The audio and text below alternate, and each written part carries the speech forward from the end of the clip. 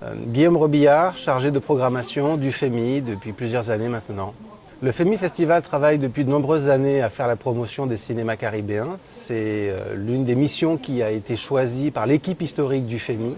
depuis plus de 15 ou 20 ans. Et donc le FEMI continue à s'inscrire dans cette démarche. Et il est vrai que depuis 2018, alors que j'étais assistant de programmation, en accord avec Félix Edessias, qui est l'un des piliers historiques de ce festival, qui est présente ici ce soir,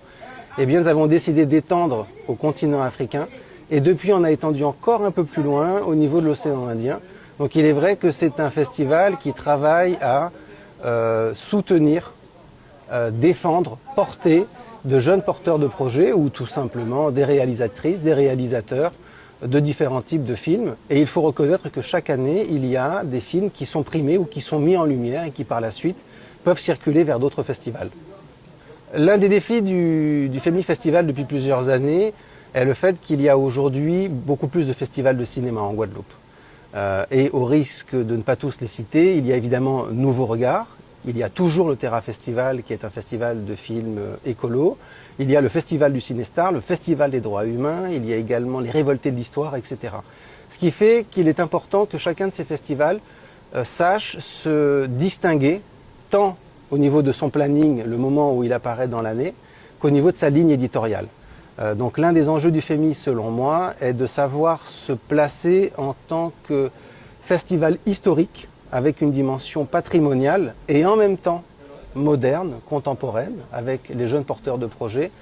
sans aller glisser, pour ainsi dire, sur les lignes éditoriales des autres festivals. L'un des autres défis, évidemment, est la question de l'accès à des moyens qui, on le sait, dans la culture en général, sont de moins en moins importants depuis quelques années. Il fallait s'arrêter sur quelques temps forts cette année, c'est déjà le fait que le FEMI se redéploie dans plusieurs communes, en plus de communes partenaires ces dernières années comme la commune du Moule ou la commune de Déhay.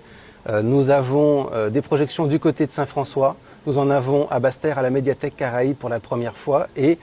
ce soir, une projection d'un film à 19h en même temps que l'ouverture du FEMI, eh bien à Terre de Haut, et c'est la première fois que les Saintes sont incluses dans le dispositif du FEMI.